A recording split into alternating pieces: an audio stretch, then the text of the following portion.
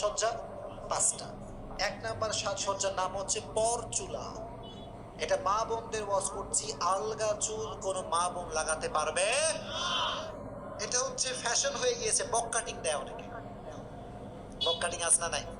বক কাটিং জানেন? আপনার এই লম্বা চুলটা থাকবে না, গোল চুল হবে, ছুচলা ছুচলা। আমি মনে করি যারা বক কাটিং দেয় এদের মতো অরুচিশীল মেয়ে পৃথিবীতে আর কেউ নাই। ফাউল একটা রুচি এটা।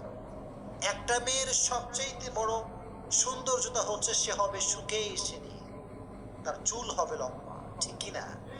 1 নম্বর। 2 নম্বর সাজসজ্জা হচ্ছে মেয়েরা কখনোই ব্রু প্লাগ করতে পারবে না। কথা কোন ঠিক কিনা? ব্রু প্লাগ করে এরকম মেয়ে নাই।